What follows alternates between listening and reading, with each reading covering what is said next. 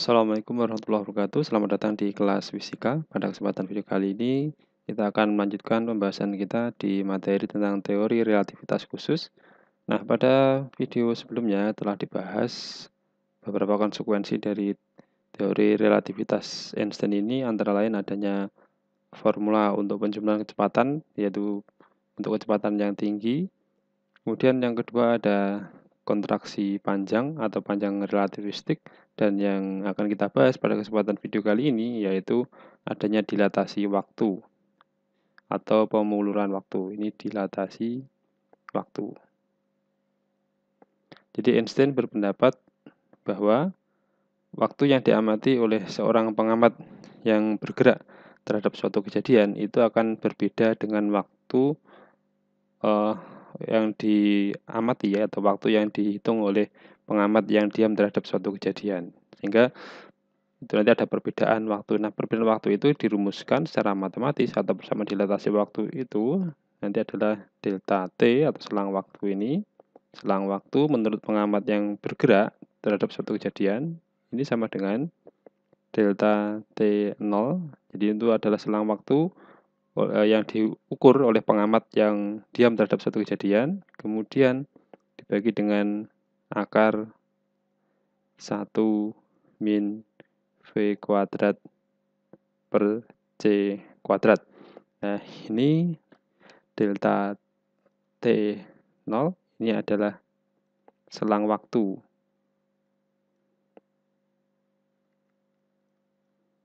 yang diukur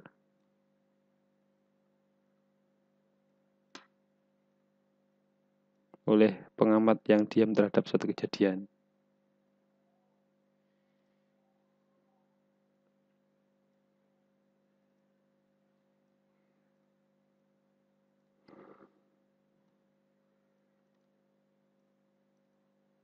Kemudian delta T ini adalah selang waktu yang diukur oleh pengamat yang bergerak terhadap suatu kejadian.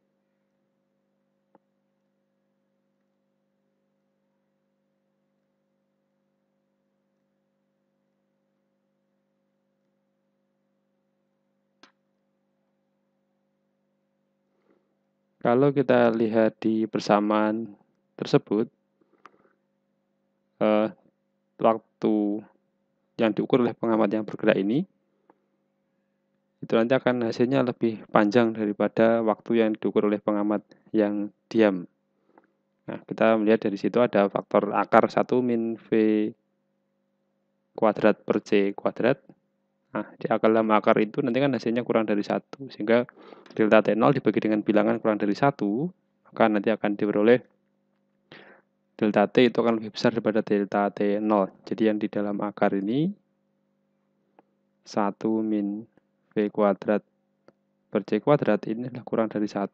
Nah, sehingga delta T ini akan lebih besar daripada delta T0 ini. Ya, jadi waktunya akan terasa lebih lama menurut orang yang bergerak terhadap suatu kejadian. Nah, sekarang kita harus tahu dulu bagaimanakah pengamat yang bergerak dan bagaimana pengamat yang diam terhadap suatu kejadian. Jadi suatu contoh, misalkan di sini ada orang yang berdiri di sebuah planet atau di bumi misalkan.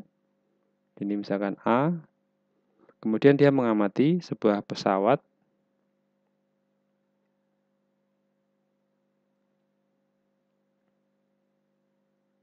yang terbang, ini ya, pesawat yang terbang dengan kecepatan yang sangat tinggi.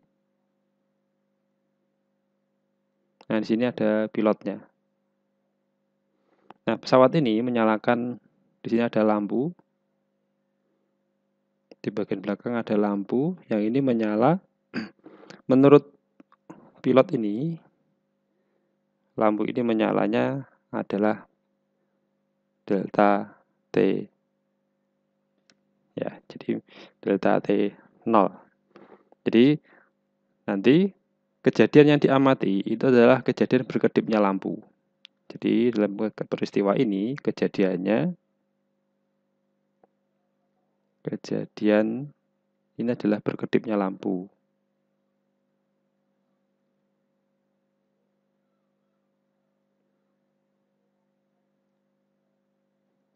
Nah, kemudian kalau kita perhatikan sini, dia bergerak dengan kecepatan v, pilot ini posisinya setiap saat itu selalu tetap terhadap lampu ini. Maka orang yang di B ini atau pilot yang ada di pesawat ini merupakan pengamat yang diam relatif terhadap lampu ini. Sehingga waktu yang diukur oleh B ini, yaitu waktu berkedipnya lampu ini, itu nanti sebagai delta T0. Jadi B dalam kurungan pilot itu adalah pengamat yang diam.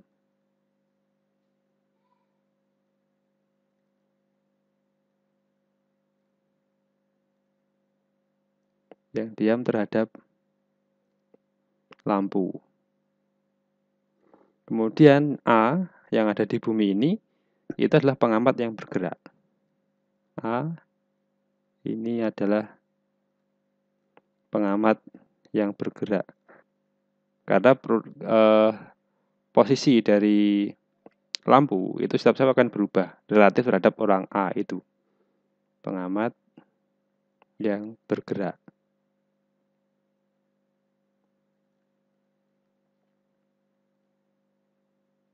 Maka lampu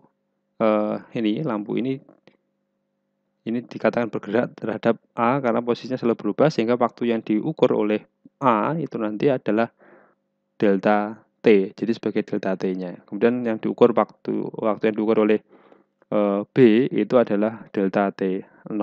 Kemudian contoh lagi, kalau kejadiannya seperti ini, dibalik sekarang. Nah, ini ada orang yang ada di bumi, dia menyalakan sebuah lampu tanda yang berkedip. Nah, kemudian dia diamati oleh pengamat yang berada dalam pesawat yang bergerak dengan kecepatan yang cukup tinggi.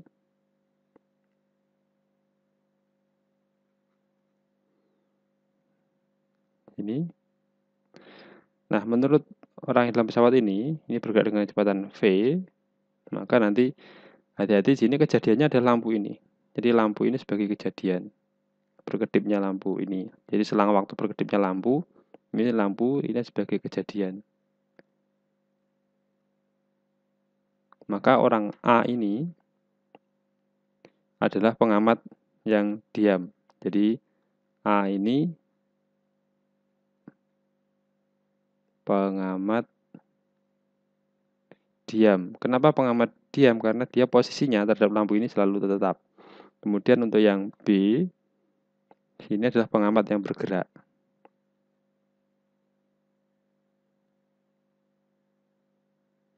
Pengamat yang bergerak. Karena posisinya terhadap lampu yang dibawa atau lampu yang ada di bumi ini, pengamat di pesawat ini, dia selalu berubah. Maka dia dikatakan sebagai pengamat yang bergerak. Sehingga waktu yang dia ukur itu nanti adalah delta T. Kemudian yang di sini nanti waktu yang dia ukur oleh orang A ini adalah delta T0. Sedangkan di contoh sebelumnya tadi, nah ini delta T0 waktu yang diukur oleh B, sedangkan yang diukur oleh A ini nanti adalah delta T. Jadi seperti itu. Maka di dilatasi waktu ini kita harus bisa mengidentifikasi kejadian itu seperti apa, di mana kejadiannya, kemudian orang atau pengamat mana yang diam relatif terhadap kejadian. Jadi tidak selalu pengamat yang diam itu yang berada di bumi, atau tidak selalu yang pengamat yang bergerak itu yang berada di pesawat. Tapi tinggal kejadian yang diamati itu berada di mana. Nah, sekarang adalah contoh ke dalam bermasalah soal. Nah, ini jadi misalkan untuk kasus yang seperti tadi, kita coba masukkan ke dalam angka, ke dalam nilai-nilainya. Misalkan di sebuah pesawat ruang angkasa. Nah, ini ada orang yang ada di dalamnya. Kemudian pesawat ini menyalakan lampu tanda yang berkedip. Nah, lampu ini berkedipnya ini adalah setiap 3 detik.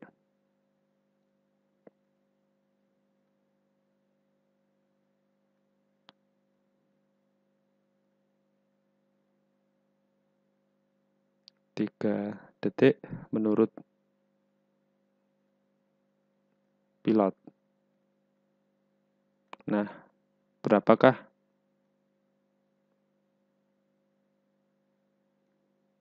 selang waktu berkedip itu tadi menurut orang yang ada di bumi?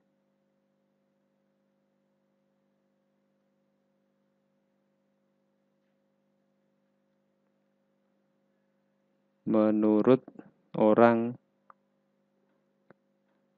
di bumi, jika kecepatan pesawat V ini adalah 0,8 C. Jika V sama dengan 0,8 C. Nah, ini ya. Nah, berarti sekarang kita identifikasi di situ kejadiannya di kasus ini adalah berkedipnya lampu. Nah, berkedipnya lampu ini berarti selang waktu 3 detik itu menurut pilot. Pilot itu dia posisinya selalu tetap relatif terhadap lampu atau terhadap kejadian ini. Maka pilot adalah pengamat yang diam. Berarti waktu yang diukur oleh pilot itu nanti sebagai waktu diam atau delta T 0. Sehingga kalau kita tuliskan delta T 0 itu nanti adalah 3 sekon. Kemudian delta T-nya itu yang akan ditanyakan, V-nya ini adalah 0,8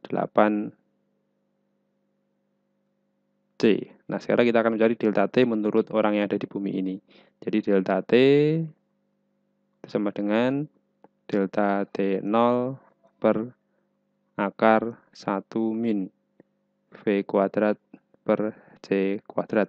Delta T0-nya adalah 3 per akar 1 min 0,8 C kuadrat per C kuadrat. Nah, ini adalah 3 per, yang dalam akar itu hasilnya adalah 1 dikurangi 0,64, ini hasilnya adalah 3 per akar 0,36, berarti ini adalah 3 per 0,6, berarti ini sama dengan 5 sekon. Jadi menurut orang yang ada di bumi itu adalah 5 sekon. Nah, kemudian kasus berikutnya, contoh lagi, misalkan keadaan yang sama seperti ini, ada orang di bumi, kemudian ada pesawat ini, ada pilot. Nah, pesawat itu menyalakan lampu yang berkedip dalam setelah waktu tertentu, ini ya. Jadi kecepatan pesawatnya ini misalkan adalah V sama dengan 0, nanti 0,6 C. Nih. Nah, misalkan soalnya ada seperti ini. Orang di bumi mengamati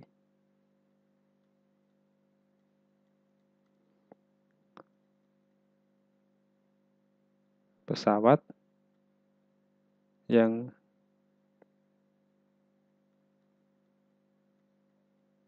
menyalakan lampu berkedip. Menurut orang tersebut,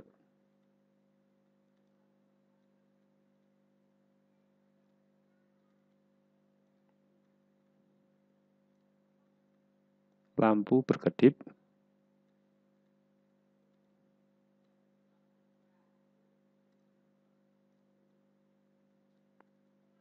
setiap 4 detik misalkan. Setiap 4 detik sekali dia nyala atau mati gitu. Nah, berapakah waktu berkedip?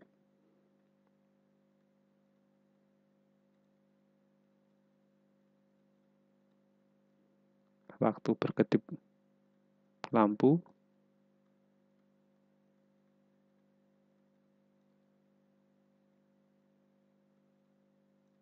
menurut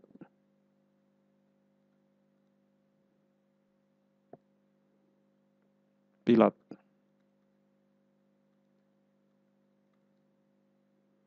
Di pesawat tersebut. Nah ini, jadi yang ditanyakan adalah waktu berkedipnya menurut pilot yang ada di pesawat. Nah, maka kalau seperti ini, orang yang ada di bumi ini adalah sebagai pengamat bergerak.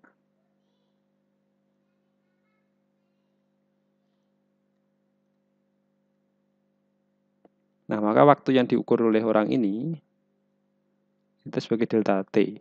Nah, ini diperoleh delta T-nya adalah 4 sekon. Nah, sedangkan pilotnya ini adalah pengamat yang diam.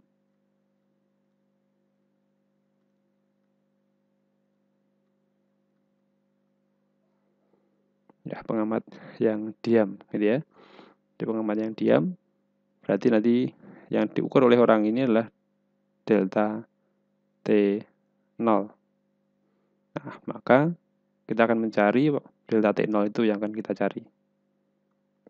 Jadi ada delta T sama dengan delta T0 per akar 1 min V kuadrat per C kuadrat. Delta T-nya adalah 4. Ini delta T0 dicari.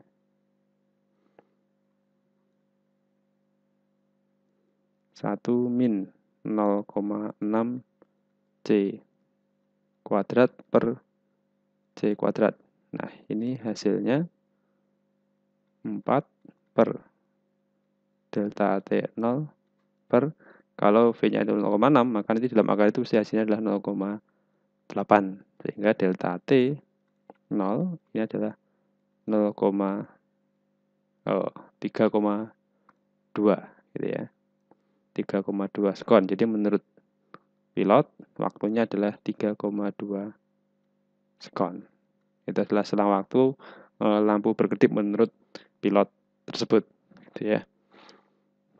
Jadi itu adalah contoh soal tentang dilatasi waktu. Kemudian bisa juga contoh yang lain, misalkan untuk kasus yang sama.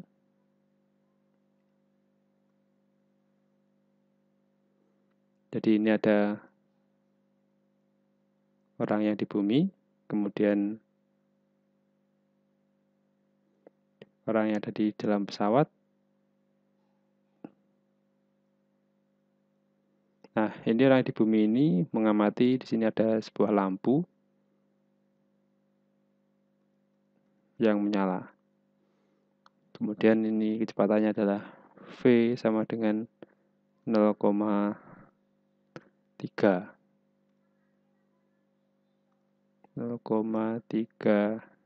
C. Nah, jika menurut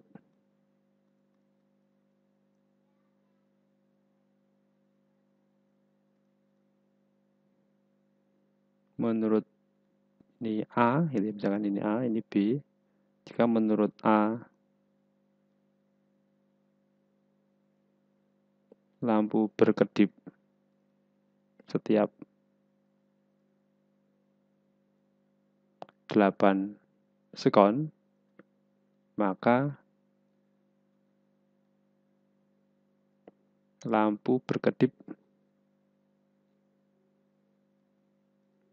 menurut B adalah setiap titik-titik sekon, gitu ya. Jadi kalau kondisi seperti ini, maka waktu yang diukur oleh A ini adalah delta T0. Ya, dia mengamati jam yang ada di sekitar ini bersama dengan kejadian itu, maka ini dia diam terhadap kejadian, maka waktu yang diukur dia adalah delta T0. Sedangkan yang diukur oleh B ini nanti adalah delta T, karena ini bergerak relatif terhadap kejadian ini. Jadi ketika dia mengamati jam yang ada di sini bersamaan dengan menyalanya lampu ini, maka waktu yang diukur itu nanti adalah disebut sebagai delta T. Sekarang kita masukkan nilainya.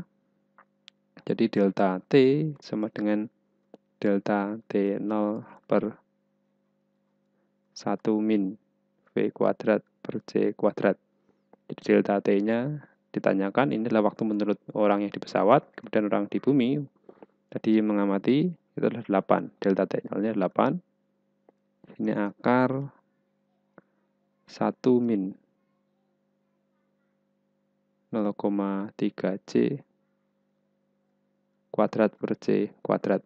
Jadi di situ nanti akan delta T 8. Kalau itu 0,3, maka ini nanti adalah akar 1 min 0,09.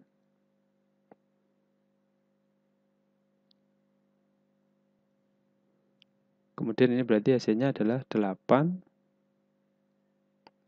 per akar dari 0,91 ya. Jadi 0,91, dan kita akan mengukur atau menghitung hasilnya ini. Jadi 8 dibagi dengan akar dari 0,91. Nah, ini hasilnya adalah 8,38 atau 8,4 sekon. Jadi ini adalah 8,4 sekon. Nah, jadi ini adalah waktu yang diukur oleh pengamat yang bergerak. Nah, demikian pembahasan kita pada kesempatan video kali ini. Semoga ada manfaatnya. Assalamualaikum warahmatullahi wabarakatuh.